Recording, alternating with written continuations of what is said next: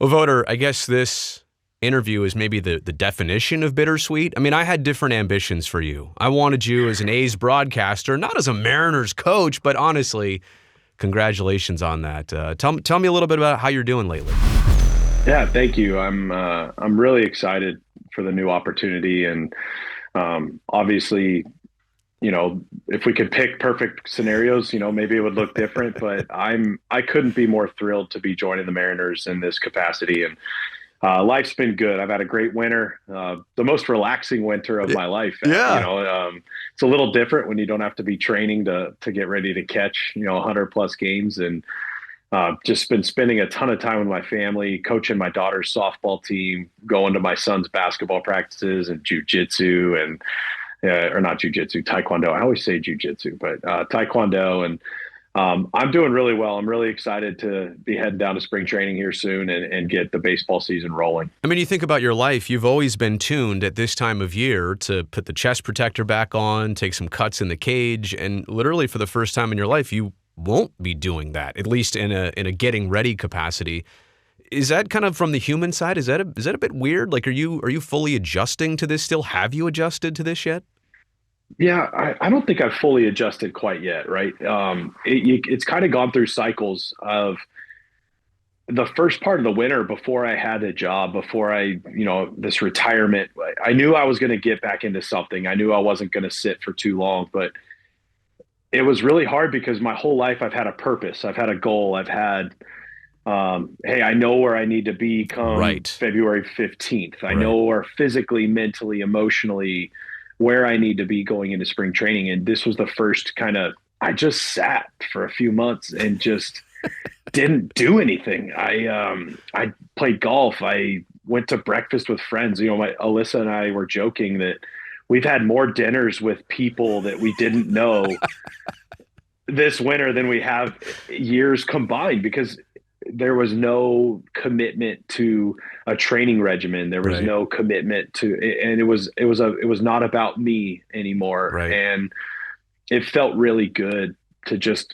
we feel like we have a really good sense of community for the first time, really in our marriage, of being able to spend time with people that we want to spend time with, and not, obviously the kids' activities have us very busy, but I was not driven by my training, driven by my career for the first time in my life. And it felt really relaxing and really, really good. There's a reason baseball players are compensated so well. I mean, you do put so much of your baseball season and your off season and your nights and your mornings and all that stuff. You commit so much to being a ball player. And you know what?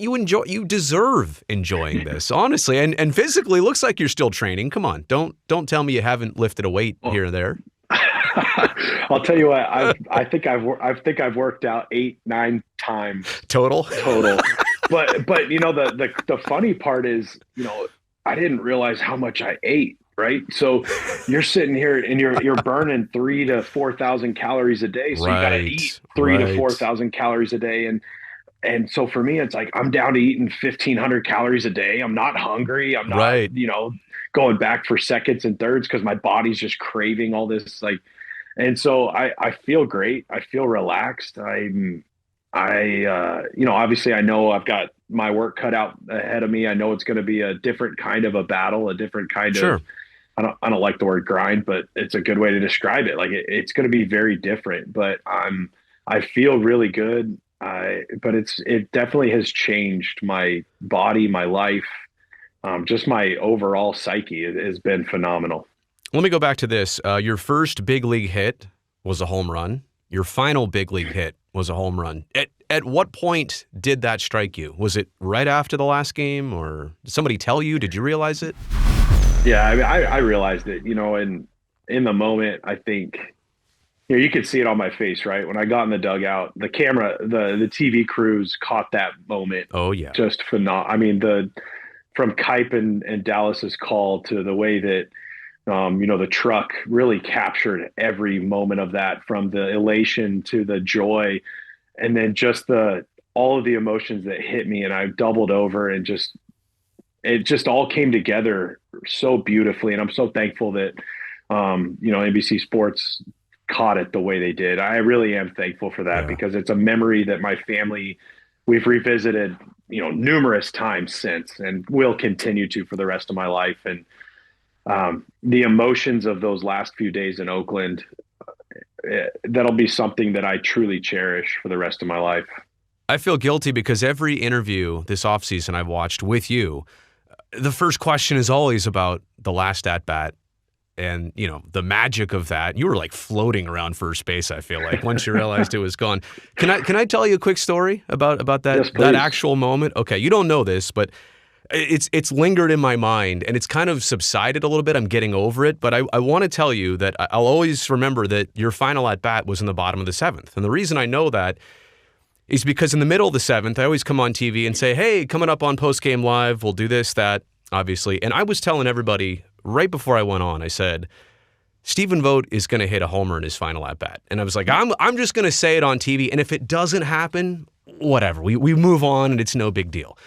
So I'm getting ready to do it. We're 15 seconds away, and Dallaire, right, our producer, director for A's Broadcast, he goes, hey, we got to be a little bit quicker on this one because his kids are going to announce, his name again, and so we want to make sure we get that. So just as quick as you can. I'm like, okay, I'll still fit this in. I'll still fit in the prediction. I get on there, I do it, and I forgot to say, and I got Voter with the homer in his final at-bat here. Man. Kipe and DB, back to you. I forgot to say it. And I realized as soon as I tossed it back that I didn't say it. I'm like, well, all right, but what are the chances? Like, okay, that would have been fun if it happened, but what are the chances it happened? I turn around, and was it first pitch? Oh, yeah. Yeah, it was first pitch, because I turn around, and our office is going crazy. I'm like, you gotta be kidding me.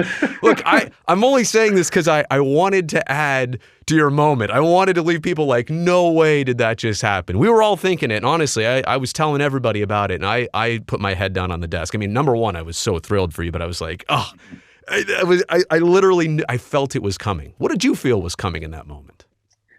I felt, honestly, I didn't feel anything. The emotions of, you got to go back a little bit in that game because, Mark was talking to me the whole game about, hey, I'm going to look for the right moment to grab you and get you out, get you one more. I had walked against Ohtani and scored the run. That's right. And I'm like, man, if that's the way it goes out, like, right, I'm good with that. Wait, he was throwing a no hitter, right? Wait, what? It was a perfect game. Perfect game. And then I walked, and then I think Chad hit the double and got taken out. And then I scored on a sac fly. And so right when I scored, I was like, man, I got to touch home plate in my last at bat because, Ken Waldachuk was throwing a gem that Absolutely. day. I remember that too. But his pitch count was getting up there. It was the fifth inning, I think, when that happened. So I'm like, okay, odds of it getting all the way around with Ken still in the game aren't great. Right. But he continued. He had a quick sixth inning, and then we went back out for the seventh. And Mark said, hey, he's got 3 hitters. If he doesn't get out of the inning, I'm going to pull both of you out at the same time. So I'm like, all right, cool. So then he comes out, and I think he walked somebody. So there's a runner on first, 1 out, and it was a shortstop, Ozuna. Is that right? Yep.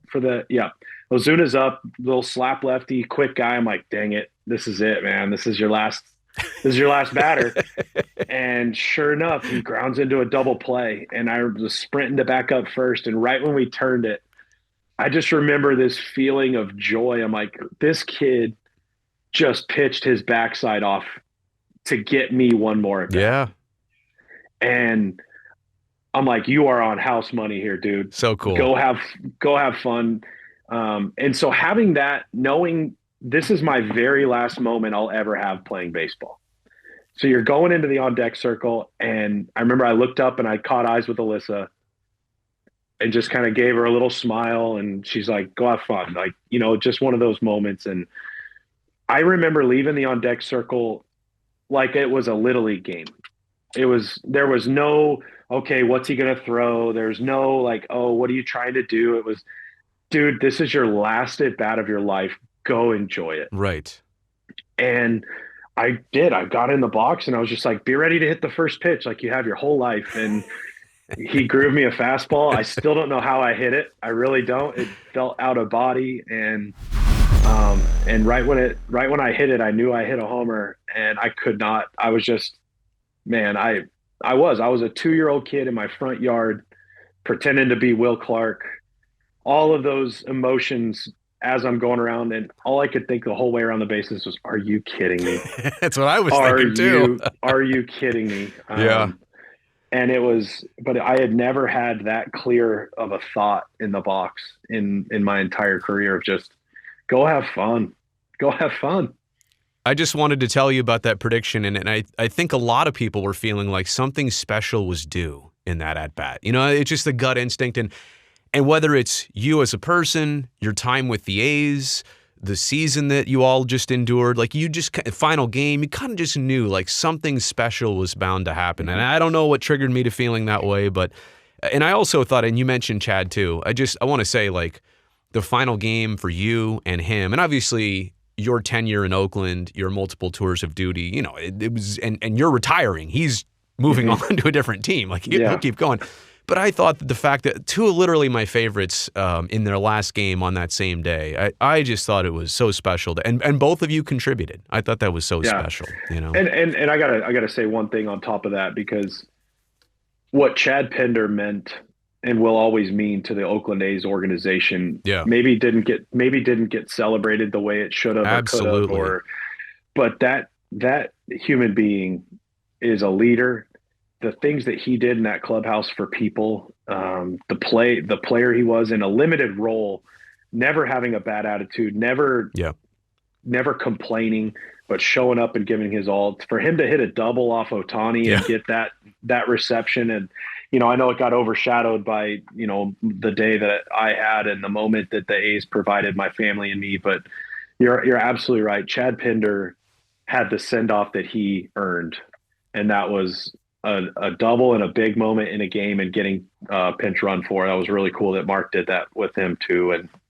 And what a good friend he's become of mine, and someone I look up to a lot. In Chad Pinder. Well, and just like you, moving on to something else, I keep in touch with him too, and I hope that continues, because I like you all as people. Baseball stuff aside, it's cool. That's what you do, and that's what you're good at. But I can see him following a similar journey that you're now on, and maybe we'll just get into that. Mariners bullpen and quality control coach. Now, like, how perfect is this? You get to stay in Major League Baseball, and you get to be in the state of Washington, which is where you currently live, your family's at. I imagine when this came to be, that had to be one of the first places you were hoping for that would work, right? Like geographically? Let's just start there. Yeah, I was open to hearing anything, right? You know, this is a new world for me. I didn't know, am I supposed to make calls? Am I supposed to wait for people to call me? Like, you know, I'm talking to my agent, and I'm like, dude, what do I do? Right. And he's like, look, you sit back. He's like, you gotta wait and see what comes your way, you know? And the Mariners were the first team to call, and kind of shocked me. It was not a place that I necessarily was going to pursue, or, you know, obviously there's only 30 of them, right? So, and those coaching jobs and front office jobs are very, very competitive to get into. And, sure. You know, so when they called and said, hey, we're interested in exploring something with you, what are you looking for? And so as we talked, and it just kind of went through the process, we kind of morphed it into this coaching role. And then a couple of other teams jumped in with great coaching offers. And it was a miserable 10 days for me. Absolutely miserable.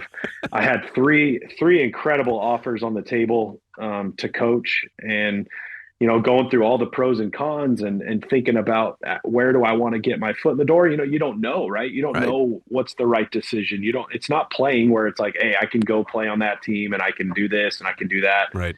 I'm entering a world I know nothing about. And it kind of just worked out where the Mariners was the best situation, the best offer, and really the being close to home, we did as best we could to not let that be a factor in our decision making. And it just kind of ended up that was the best situation all around. And the cherry on top is I get to be with my family more than I ever have in a season. And, you know, I know I'm still going to be busy. I know it's still I'm not going to see them all the time. Sure. But I will get a few more mornings with them during the season than I normally don't. Yeah, I was going to say, will it offer you the opportunity to sleep in your own bed a significant amount? Is that what we're looking at here? Yeah, I think I get like 50 nights in my bed, which That's great. I mean, any of us in this industry Yeah. would pay a lot of money for that. And so I don't take that lightly. That's definitely, like I said, we tried our best not to make that one of the deciding factors, and think we did a good job with that. But it definitely is a great perk of getting to work with the Mariners. You had always talked about, if I get into coaching of any sort, one of the things you thought you would do well with is relating to all types of players. Because of how you came into baseball, because of the highs and lows you endured, like literally from all-star to maybe being pushed away by a team. How do you start translating that when you walk into Mariners camp, you put the jersey on, and now you're the coach? Like, and you've been there, done that.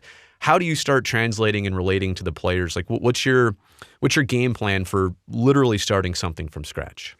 Yeah, just be available. Yeah. Be present. I know there's going to be things that I see that guys want to talk about, and just sharing my experiences. Hey, I played with a guy that did it this way, or hey, this is how I handled this situation. I've been, like you said, I've been an all-star. I've been one of the best players in the league, and I've been one of the worst players in the league. I've been DFA'd 2 or 3 times. I've been traded. I've been released. I've signed a minor league deal. I've missed a full season due to injury. I've had to go back to the minor leagues at 34 years old and earn my way back to the big leagues.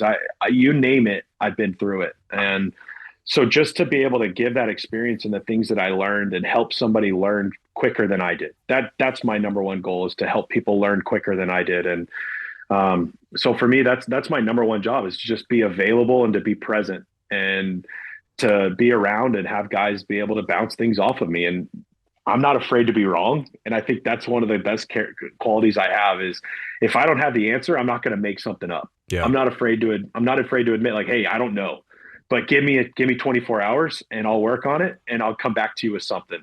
And I think for me, that's something I'm learning super quickly too in the coaching world, that it's okay to not have the right answer. And I think so many of us try to fake it or try to pretend that we have the right answers for everything. It's okay. It's okay to be wrong. It's okay to be told no. It's okay to fall flat on your face, because that's how we learn. No one learns through success. We learn through failure. We learn through failure, and then how to get better and overcome it. And that's something that I've had to do my whole career and my whole life. And I have no ego left in being right all the time. And so I think it's a very valuable thing for me to have going into the coaching world. Well, I've watched some others make this transition, including Bobby Crosby, who, by the way, I just spent some time with down in Arizona last month. And I've just seen the joy that maybe at first he didn't know what – he was actually with us doing some broadcasting, said, I want to get back into baseball. I don't know how or where. And turns out he's been an A's minor league manager for the last couple of years. And you just kind of see how he's latched onto it. And to your point, at first, maybe he was just kind of treading water, figuring things out. And then now, a couple years into it, it's like he's been doing it for 10 years already. And well, maybe he's been doing it for 5, but you understand what I'm saying? Like he's really sunk into it. No problem. So you also, right after the season ended, somebody said, turn on your television, turn on MLB Network. Stephen Vogt is in New York. And I'm like, whoa. Not that I needed to know, but I watched. Yeah. You did a great job. So what, they flew you out, and what'd you think of that experience?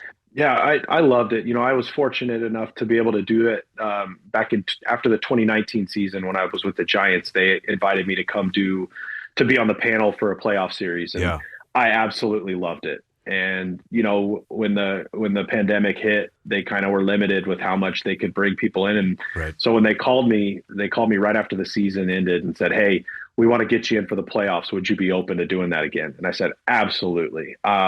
So they flew me out there, and I worked 3 days with, obviously some of the most talented on, TV people that have been around, and not as good as, the Oakland people. I can say that. I was waiting for that very strongly, but it was something that I learned so much from watching those guys. I was fortunate enough to go on with Matt Vasgersian and just watching he is so smooth and just under control. And it was something I really enjoyed. I had fun. I really enjoyed myself doing that. And it was something I could definitely see in my life down the road. And I'm thankful that I did it at that time, because what it did is it showed me that, yes, this is something I really could see myself doing, but not yet. Right. I still feel like I'm being pulled to be on the field while I'm young, and I have the energy to travel and do all the different Yep. work and be on my feet all day. And, I had some great conversations with the MLB Network, and they gave me such good feedback, and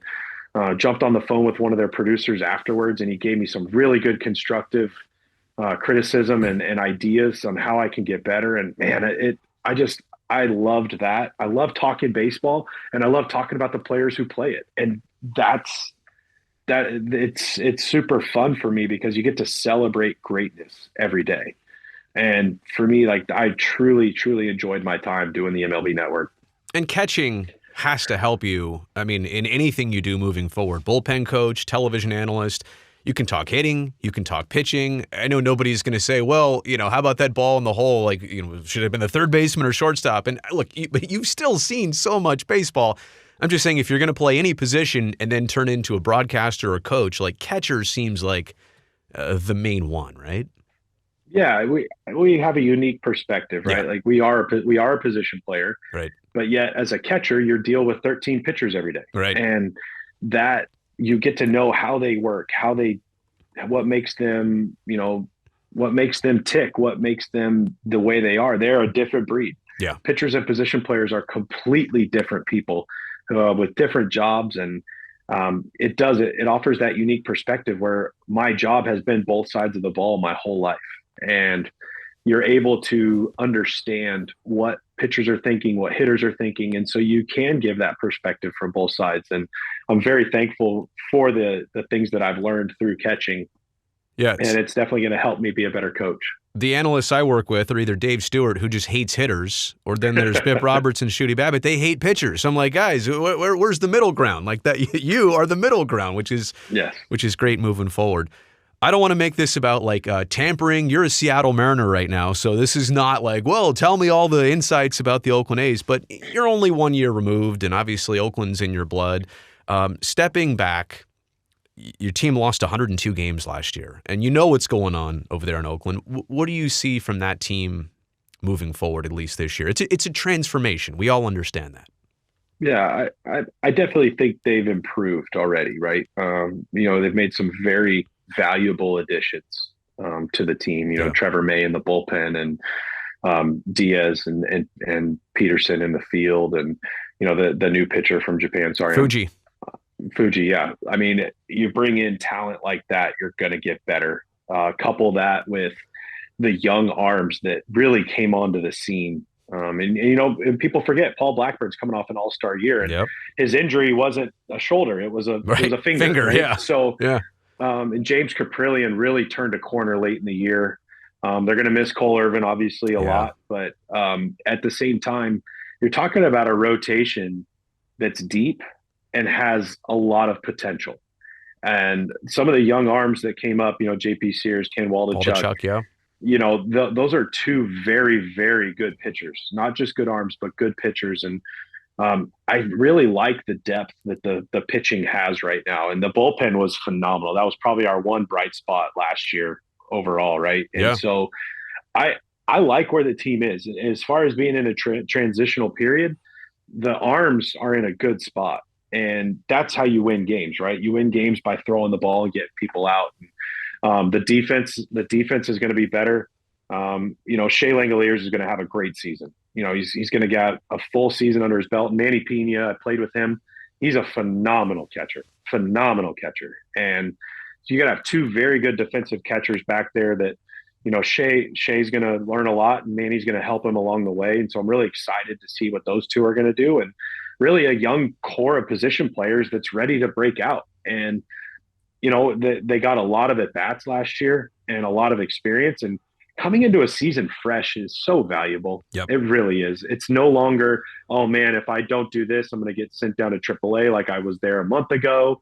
I have an opportunity to play every day at the major league level. And I think you're going to see that reflected from the work this offseason. I spent a lot of time covering the whole stadium situation, potential relocation for the A's.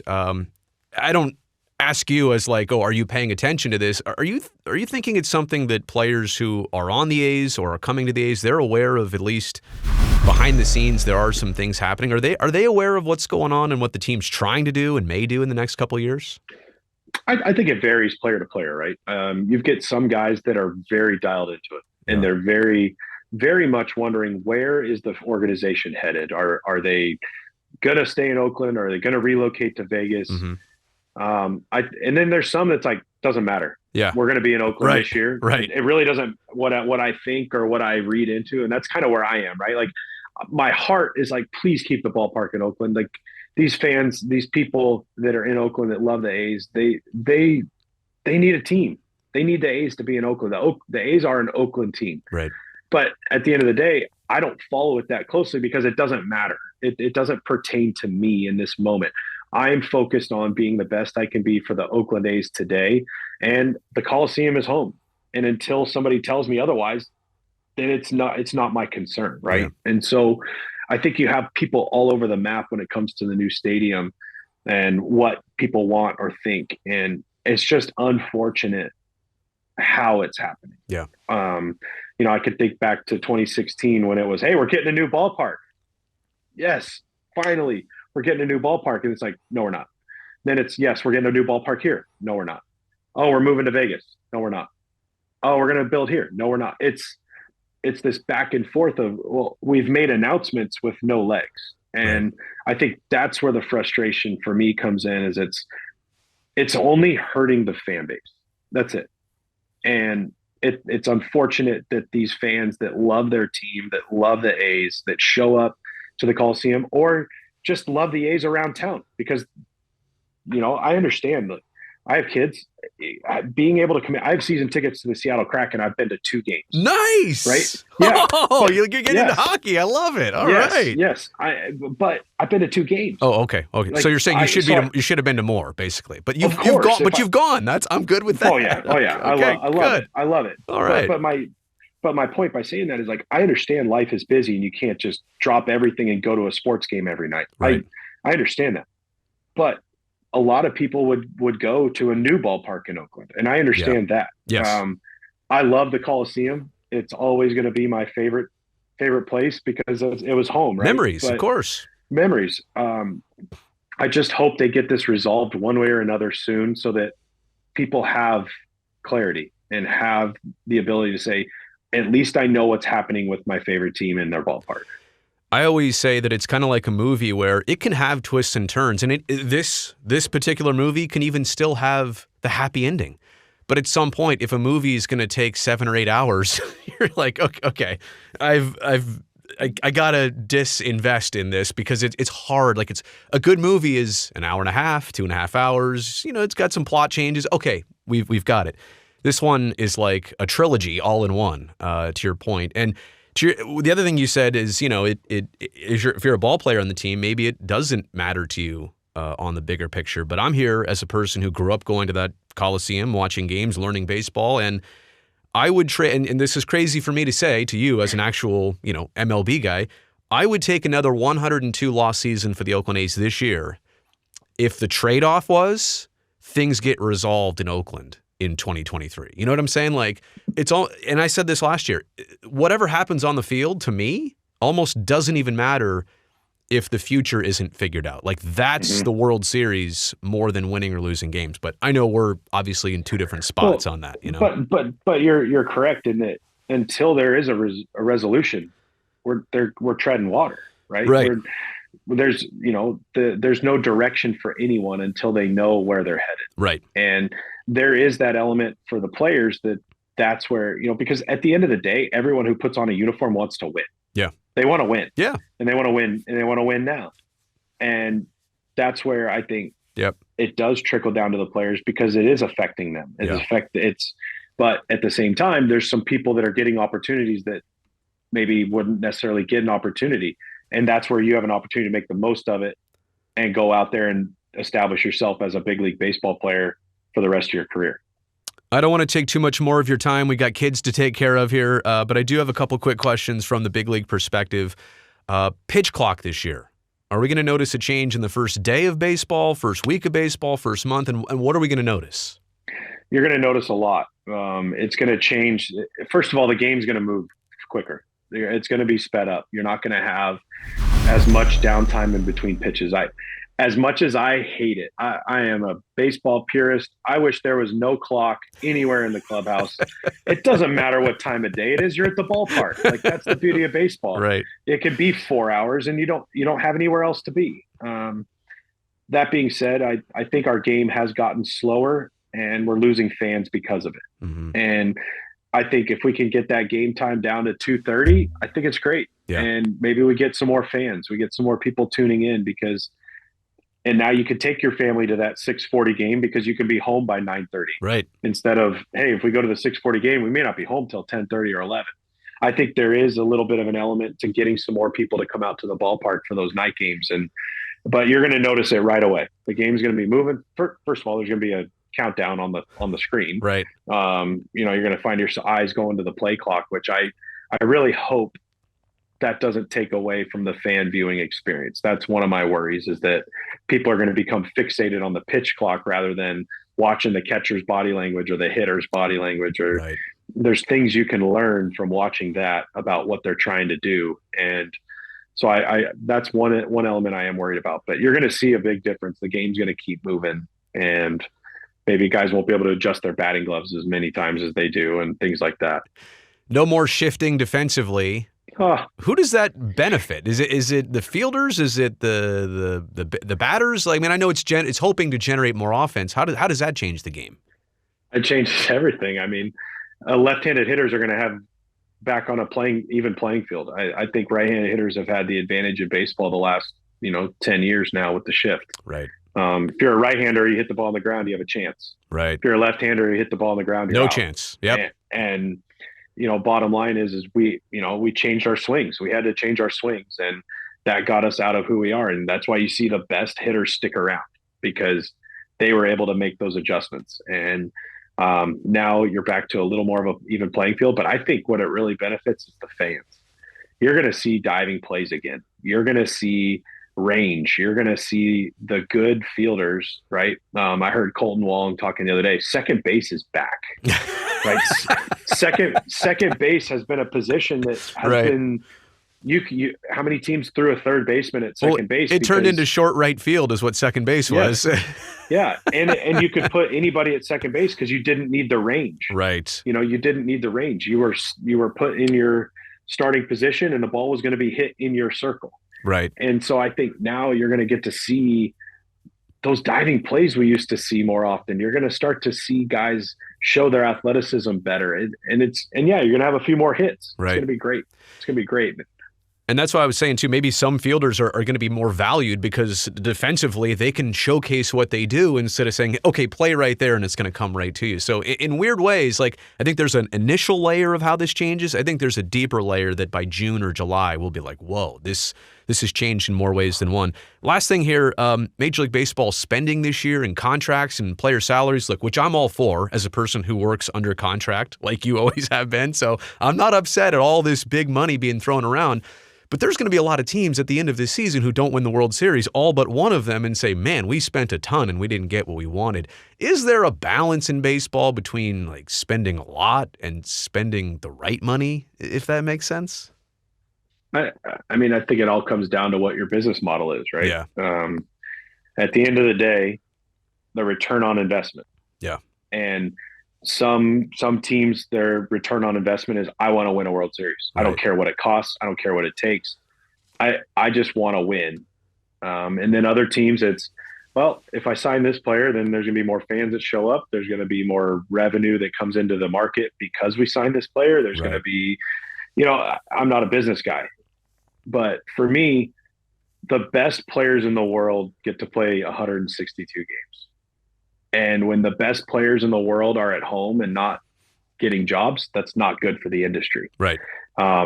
Now, we can talk about what's fair and what market value and all that. And all I know is that I would pay a lot of money to go buy a ticket to watch certain baseball players play. And if I got a chance to watch Aaron Judge play, I'm I'm buying that ticket. Yeah. And there's a lot of people that want to do that. And we can argue if $40 million a year is too much money or is not enough, or it's hamstrings your payroll. Well, but this is a once in a generational talent, and people are going to show up to watch him play. And it's good for the game to have superstars. It's good for the game to have these top players. And I'm all for it. And obviously I'm all for players getting money. And right. You know, but it shows the health of the industry. When you see that much money getting spent on players, it shows that baseball is in a good spot. And that's beautiful for everyone involved in the game, fans, players, media, coaches, staff. Our game is headed in a really good direction coming out of the pandemic, and hopefully it's only going to get better. Plus, not every offseason is going to be as spendy as this last one. Let's just face it, right? There were a lot of big names and situations, and that's what everybody paid attention to. But we'll see how it plays out. Vogt, your team made the playoffs last year. Now you're adding to Seattle. Honestly, I say this for you, man. I'm so excited for you. I'll be pulling for you, except for those, 15, 16 head-to-head dates. Can't wait to see you back in Oakland. I'm a little disappointed. I didn't see a World Series ring. If you raised your hand, I thought you would at least. Oh, no? No, I don't. My shoulder gets sore whenever I wear it. It's so heavy, so I gotta pick and choose my spots. I love what you said last year. You said you were going to bring it out to like a slow pitch softball game and just kind of flex a little bit. But seriously, thanks for making the time for me and A's fans who are watching this. Really appreciate it. We'll always be pulling for you, and we know baseball's a journey, so maybe we'll see you down the road somewhere. Yeah, no, thank you. I got to say, I'm so excited to be with the Mariners. I really am. It's an exciting team, and I feel honored that Scott brought me on for his staff. And all I'll say is, A's fans, please come say hi in the bullpen. You know, there's easy access there. So when I come to Oakland, I'd love to say hello to all of you and thank you for the send-off that I received last year, because it warmed my heart more than anything. It's going to be really suspicious when there's a large contingent of A's fans down the right field line for some ballpark sparse, but man, there's like 8,000 people right in section 104 down there. So, well, it'll be fun. It'll be fun to catch up. Vogt, thanks again. Be well. All right, thanks, bro.